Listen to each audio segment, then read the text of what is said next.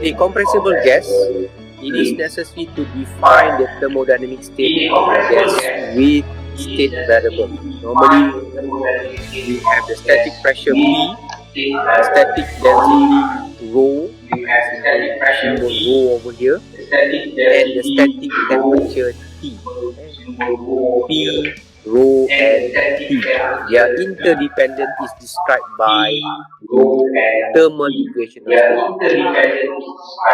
If the law given by Boyle, Marriott, and Gale-Salk is used, we normally this is a normal equation that we use, where we had the pressure which is equal to the density times the gas constant R times the T. P equal to rho RT. Okay, so the gas is called thermally perfect. Right? For thermally non-perfect gases, other relationship must be used, and as an example, the van der Waals law. The specific gas constant R, the symbol R that we used in the earlier equation, depends on the molecular weight of the gas. For air, normally we will use 287 joule per kilogram Kelvin as the value for the standard air, and the gas constant is related to the universal gas constant Ru. We have R subscript U and the molecular weight of the gas as denoted as M by the relationship. So we have the gas constant R equal to the gas constant, universal gas constant Ru divided by the molecular weight M.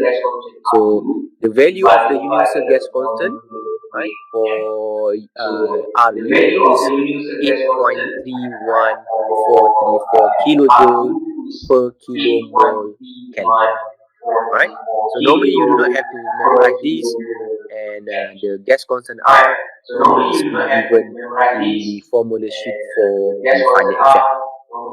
Right, internal energy, it is a state variable which is defined by two thermodynamic quantities. Normally we have the temperature T and the specific volume V equal to 1 over the density. Right? The internal energy U is a function of the specific volume V as well as the temperature, and this relationship is known as the caloric equation of state, and the total derivative is given over here. Right? So the internal energy of thermally perfect gas depends on the temperature only. It then follows that the change in the internal energy U, which is equal to du over dt with respect to the specific volume, with the change of the dt, where Cv equal to du over dt with respect to the okay. The quantity du over dt is called specific heat at constant volume, Cv. If Cv is constant, the gas is called calorically perfect, and the internal energy is given by this expression 2.33, where you have the internal energy U equal to the specific heat at constant volume, Cv, times the temperature plus internal internal energy value at the reference. You can call it as the UR as a reference value. The enthalpy was defined earlier and can be also be repeated here as H equal to U plus PV. Right? Similar to the internal energy, the enthalpy of thermally perfect gas depends on the temperature. Right? So it depends on the change of the temperature. The quantity Cp is the specific heat at constant pressure. The earlier Cv is at the constant volume. We also have Cp is the specific heat at the constant pressure. Right. It follows from the relationship for the specific heats of CV and CP, specific heat at constant volume and specific heat at constant pressure, where CP equal to CV plus R, right? For R is the gas constant. For calorically perfect gas, the CP is constant, hence H enthalpy equal to CPT plus HR, where HR is again the reference value, right? So the ratio of the specific heat Cp equal to Cv to the power of 1 over 4 times the symbol gamma here, according to the kinetic gas theory, is given by the number n of degrees of freedom. The specific heat ratio gamma equal to n plus 2 over n. For monatomic gases, n normally equal to 3 and gamma equal to 1.667. For diatomic gases, n equal to 5 and gamma equal to 1.4. Again, the values of gamma normally will be given for you in the problems. At high temperature, additional degrees of freedom are excited and the ratio with Cp over Cv decreases. Air at temperature of 300 Kelvin, air will be given as gamma equal to 1.4. However, for air at 3000 degrees Kelvin, specific heat ratio is already different, which is equal to 1.292. Okay, it is not constant. Okay, example given here. The constant volume specific heat Cv of an ideal gas varies according to the equation where Cv equal to A squared. A equal to 2.32 times 10 to the power of minus 5 kilojoule per kilogram cubic Kelvin. If the gas is heated from 80 to 50 to 80 degrees Celsius at constant volume, we need to find the change in entropy, right? So from equation 240, the change in entropy is expressed as delta S. Okay, change in entropy at station 1 to 2 at specific heat at constant volume with respect to the change in temperature, right? So you then have the value of T1, you have 50 degrees plus 273, you want to convert into Kelvin, 2323 Kelvin, and temperature at station 2 is already 353 Kelvin. The change in entropy, so you put the number, you have the A, okay, 232 times 10 to the power minus 5, you times the difference between the temperature, not the degree Celsius. You have to convert into Kelvin before you solve the problem. Then you get the change in entropy to be 0.235 kilojoule per kilogram Kelvin. Right. Let us move into isentropic relations. Okay. What is it all about? We will explore isentropic relations which describe the relationship between key thermodynamic parameters without accounting for irreversible effect, providing a valuable tool for analyzing adiabatic process. So it follows from the conservation equation for one-dimensional steady compressible flow that the sum of the kinetic energy, okay, U squared over 2, and the static enthalpy H remains constant. The value of this constant is given by the stagnation or total enthalpy, which equation 2.25 may be written as H naught equal to H plus the component of the kinetic energy U squared over 2. Generally, the stagnation state is a theoretical state in which the flow is brought into complete motionless condition in isentropic process without other forces such as gravity. Right? Several properties can be represented by this theoretical process, which include the temperature, the pressure, the density, and denoted by zero. Okay.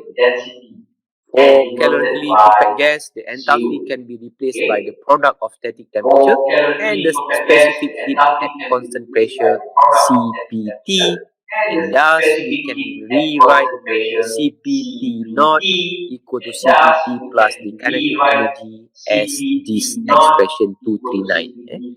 T naught equal to T plus U squared over 2CP. Okay. Introducing the thermal equation of state, there is in result 2.39, so you can put inside this expression with the definition of the speed of sound A, where we know that A squared equal to the specific heat ratio times the R gas constant times the temperature. Equation 240 can be reduced to this expression. Okay, expression 2.41. So the speed of sound depends on the gas constant R and the temperature T. Thus the sonic speed for air and helium is given here, where R gas constant for air is 287 joule per kilogram Kelvin, whereas for helium is 2077 joule per kilogram Kelvin at different temperatures given in this table 2.1. So table 2.1 is a sonic speed at different temperature for air and helium, and we have air at 200 Kelvin, 300 Kelvin, and 1000 Kelvin. You can see that helium having a higher values. Right? Rewriting equation 239. What will happen? The following important set of equations can be derived. So we have the earlier equation, T naught equal to T plus U squared over 2CP. You can then put inside the components of gamma, and then because we want to replace the CP over there, you can rewrite that as this expression. And we can now introduce the Mach number as the ratio of velocity to speed of sound. So we have Mach number m equal to velocity of the speed over the speed of sound A. Okay. It is very useful to convert equation 2.42 into various dimensionless form as denoted below. So again, normally we do not ask you to memorize equation, all of this equation 244 A, B, C, D, and E, right? And normally will be given in the formula sheet for you to use in the problem solving. So the mass flow per unit area, m dot over A, equal to the density times the velocity, where you can use equation 243 and 244. You can obtain the velocity component. And velocity can be written in terms of the Mach number to square root of these values. Okay. So from the density relation, the mass flow rate parameter is expressed as follows. Okay, I'm not going to read through all of these components. And for a given fluid, the specific heat ratio and the gas constant R, and in that state at T naught and T naught, it can be readily shown that the mass flow rate per unit area is maximum at Mach number equal to 1. Denoting that the properties of the flow at Mach 1 with an asterisk. We have this small asterisk over here. The maximum flow per unit area can be written in expression 245B.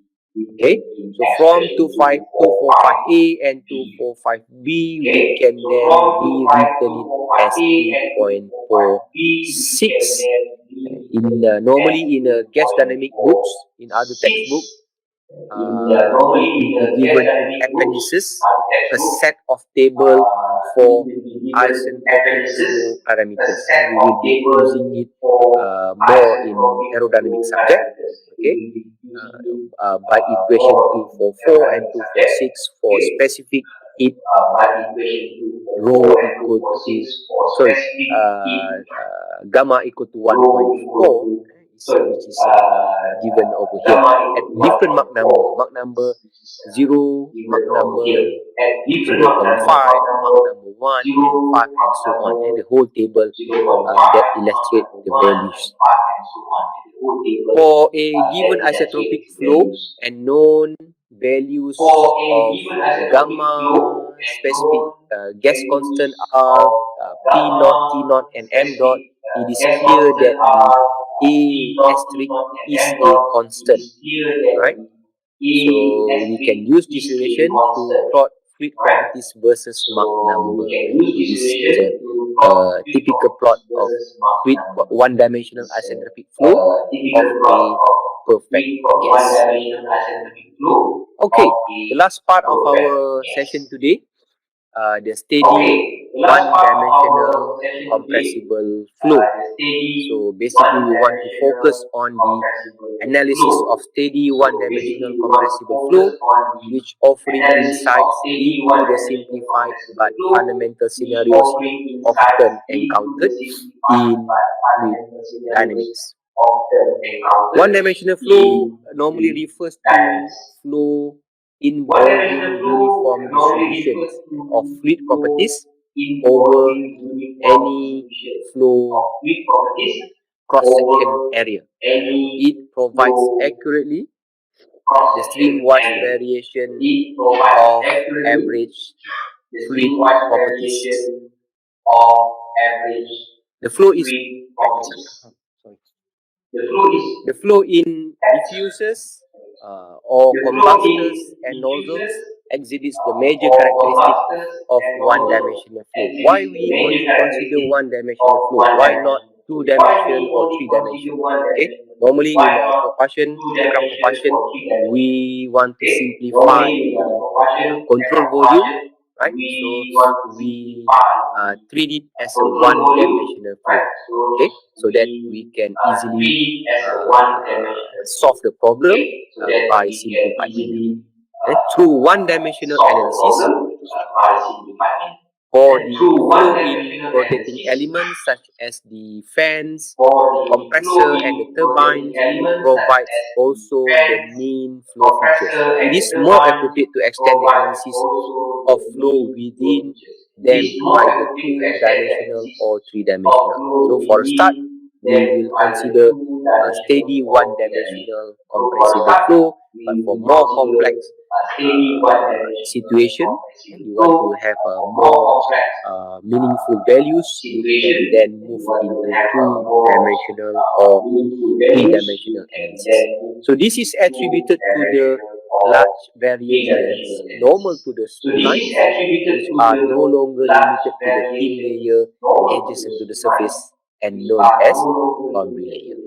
Okay, especially for the rotating elements. So let us look into the first item here, which is sonic conditions. If the local flow velocity is equal to the speed of sound, Mach number equal to 1, then such sonic condition is referred to as the critical state and is designated by an asterisk.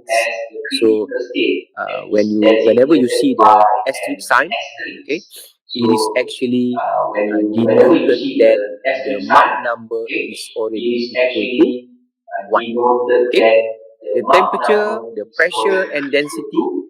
Right? We have the temperature, the pressure, and the density attain the following values, which solely depend on the stagnation conditions of the gases. And we have the temperature at T naught, the pressure at P naught, and density at density naught.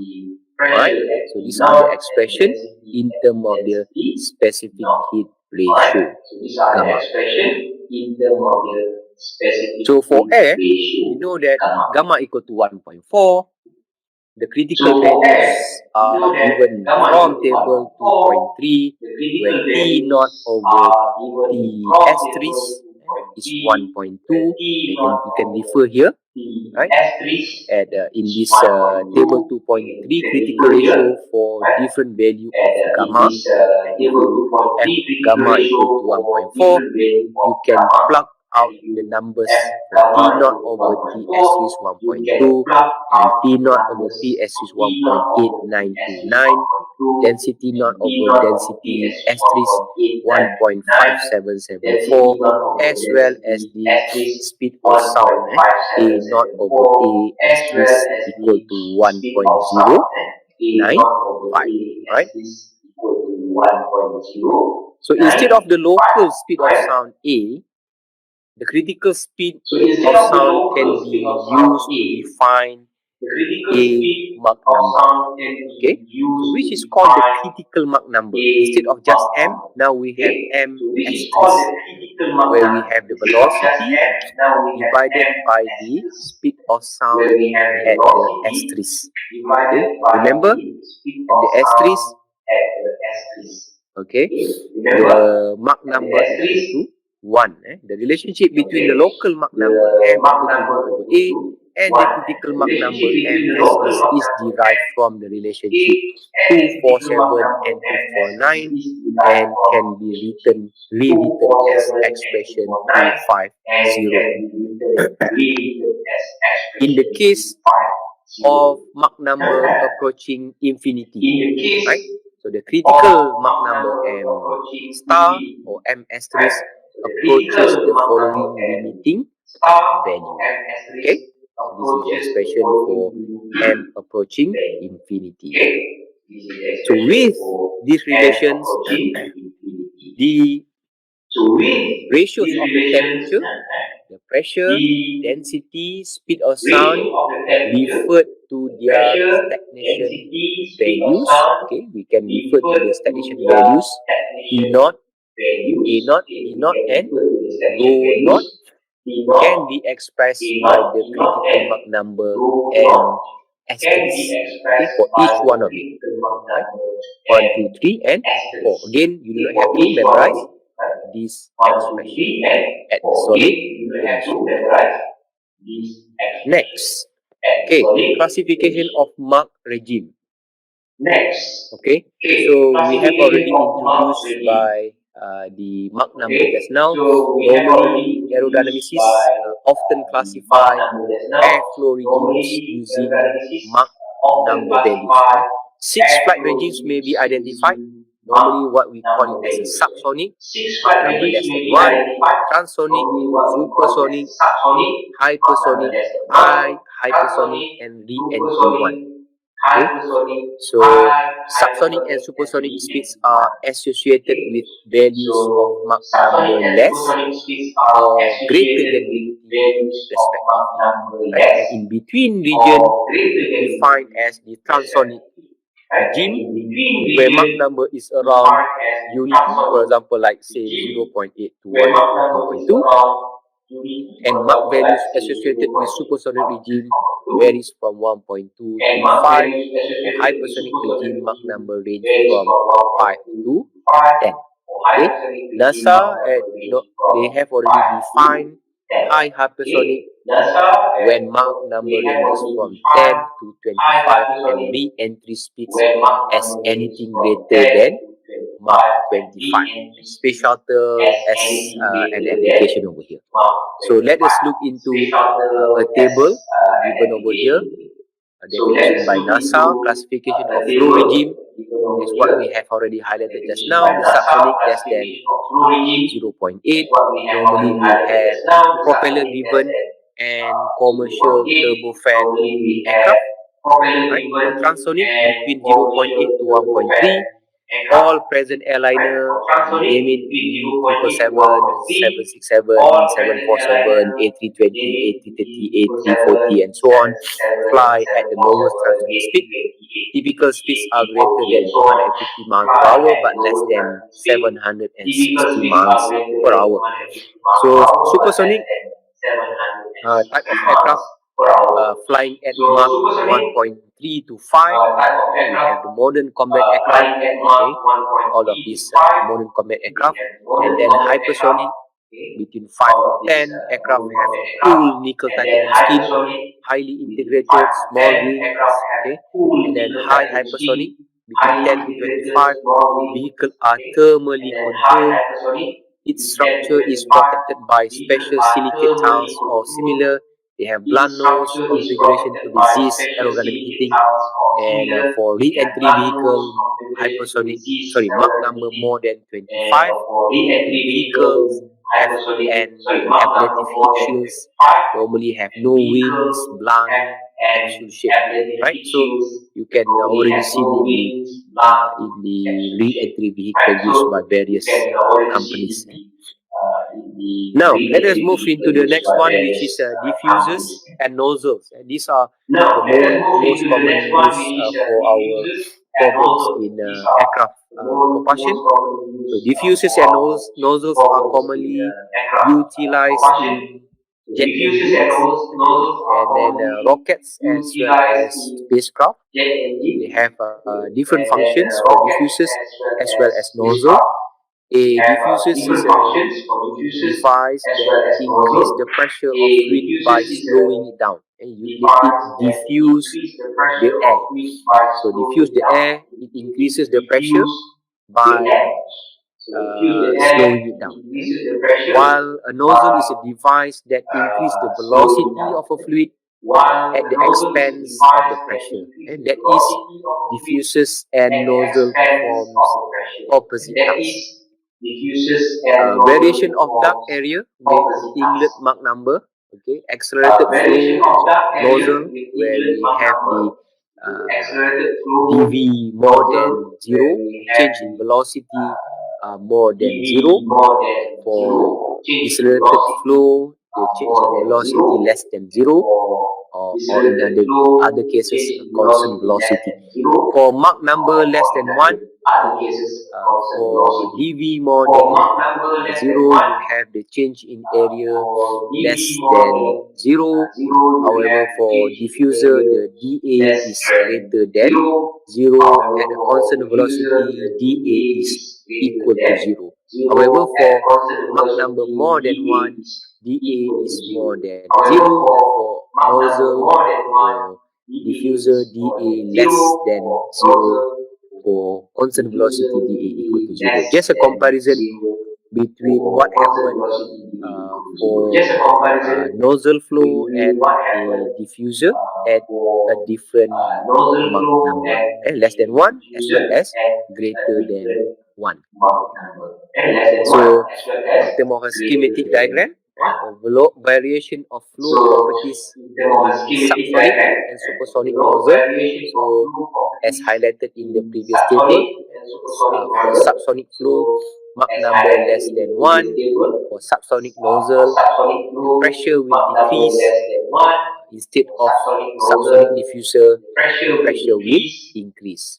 In terms of the velocity, for subsonic nozzle, the velocity increases, whereas in subsonic diffuser, velocity decreases. In terms of the Mach number increases, Mach number decreases, temperature decreases in subsonic nozzle, whereas temperature increases in the subsonic diffuser, where the density for subsonic nozzle will decreases. At the same time, for subsonic diffuser, density will increase. That is for subsonic nozzle and diffuser. However, for supersonic nozzle, it is the other way around. I think you can really appreciate that. What happened more than Mach 1, where pressure, temperature, and density will be decreases as a supersonic nozzle, right? Whereas at supersonic diffuser, pressure, temperature, and density will increase. That's the other way around for the velocity, Mach number, and the temperature. Okay, so this is just a good summary in terms of what happened for diffuser and nozzle at different Mach number, at supersonic as well as the subsonic condition. Right, let us look into one example. Example 2.7, where we have air at 5 degrees Celsius and the pressure at 80 kilopascal. Enter the diffuser from left hand side to the right hand side. The air at 5 degrees Celsius, 80 kilopascal, go into the diffuser of a jet engine steadily with a velocity of 200 meter per second. So the velocity, the U incoming air, is 200 meter per second. The inlet area of the diffuser is 0.4 square meter. So A1 is, or AI inlet, equal to 0.4. The air leaves the diffuser with a velocity that is very small compared to the inlet velocity. You have to determine the mass flow rate. What is the m dot? What is the m dot? And what is the temperature of the air leaving the diffuser? You want the m dot of the mass flow rate for the air, and what is the T of the air leaving the diffuser. Okay, we take the diffuser as a system. Okay, then this is a control volume. Since mass crosses the system boundary during the process, we observe that there's only one inlet and one exit. Okay, whatever coming in here will go out here. So m dot 1 equal to m dot 2. The mass flow rate at this station 1 equal to mass flow rate at the station 2. So we only have one m dot over there. So to determine the mass flow rate, we need to find the density of the air. Okay, to determine the density of the air from ideal gas relationship at the inlet condition, we know that P equal to rho RT, right? P1 equal to rho 1 times RT1. We rearrange that, we get the density of air at the inlet of the diffuser, 1.0027 kilogram per kiloliter. Okay, and then from there, using the expression for the mass flow rate, m dot equal to rho VA. So you know already the density, you know already the velocity of the aircraft, 200 meter per second. You also know the area of the inlet diffuser. So you can get the mass flow rate, 79.8 kilogram per second.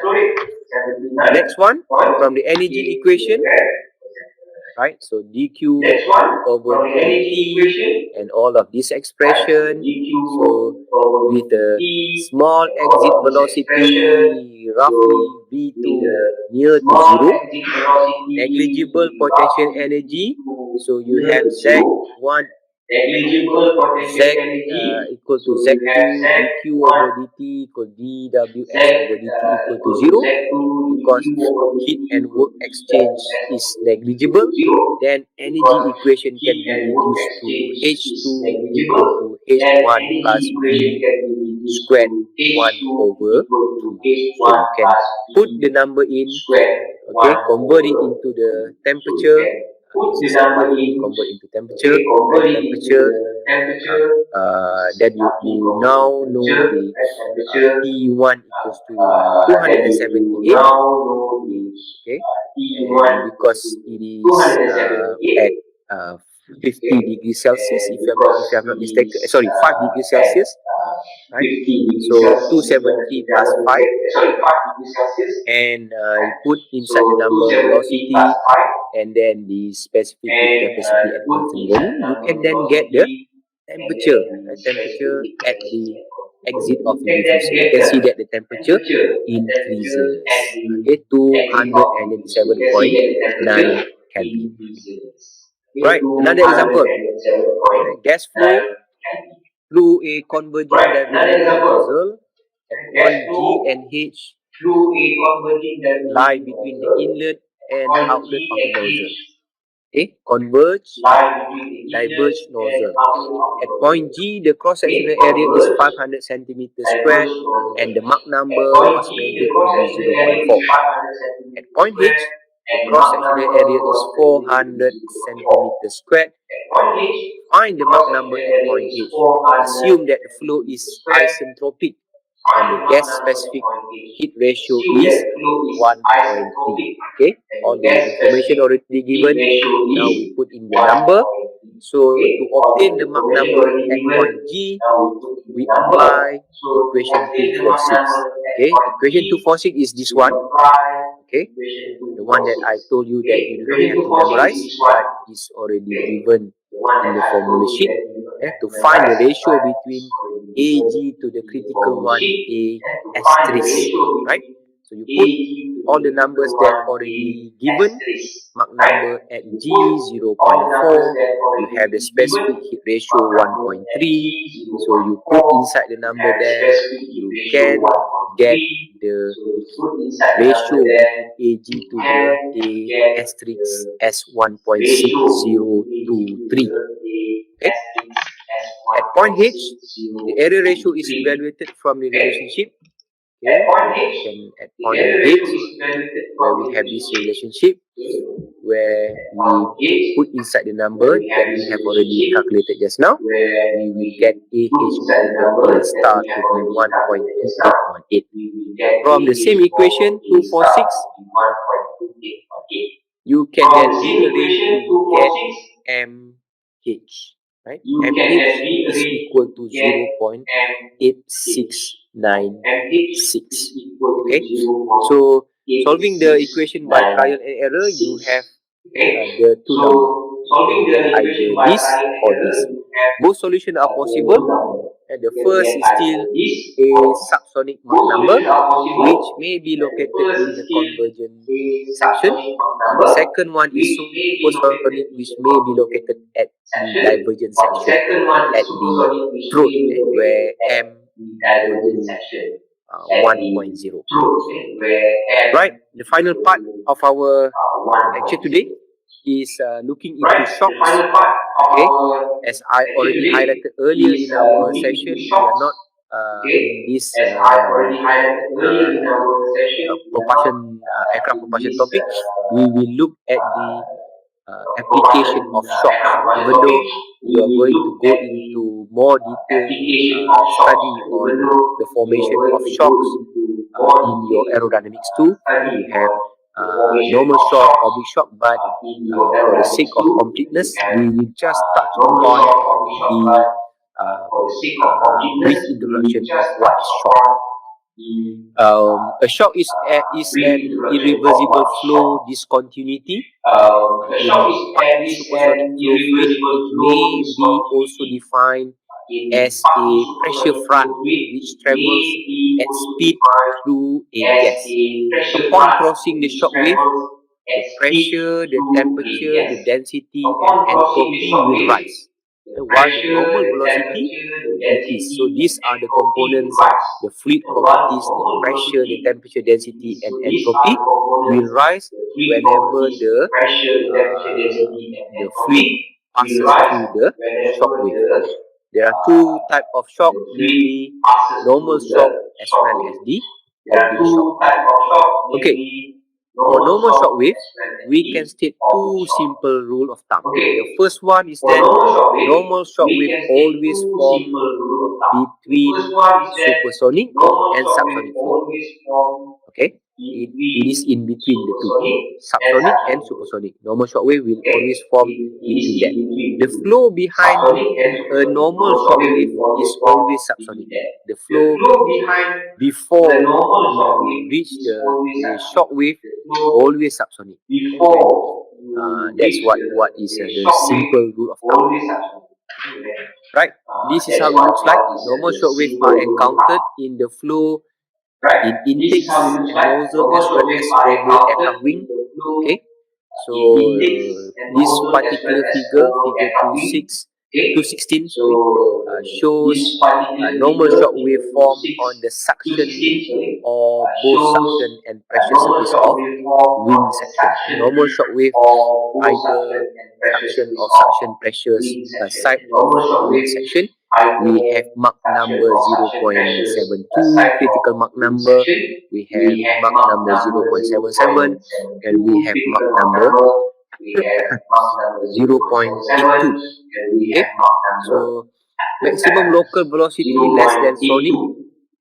There's no shock wave formation, but the moment you reach above the critical Mach number, you can see that there's a supersonic flow and there's a normal shock wave developed on top of the airfoil of the wing over here. And then if we go further at Mach 0.8, we have a normal shock wave on the bottom side of the pressure side of the wing, suction side and the pressure side of the wing. You can see that the development of the flow separation are different. One is just on top, and the other one is the flow separation over here. You can see there are two possible development of the shock if we go higher Mach number. Okay. The next one is oblique shock wave, right? When shock is inclined to the flow direction, it is identified as oblique shock. When a wing-shaped object is placed in a two-dimensional supersonic flow, a plane attached shock wave may emanate from the nose of the body at an angle beta, as long as shown in this figure. Right? So you have this wedge type of surface. So there will be a formation of oblique shock. This is an oblique shock at an angle beta. Right? So you can see here oblique shock wave formation at a different situation where we have a very low angle or a very high angle of delta. Right? So as a comment, oblique shock wave has the following features. Normally it is downstream flow. The downstream flow is maintained supersonic. Downstream flow is over here is maintained supersonic. Both downstream downstream is over here.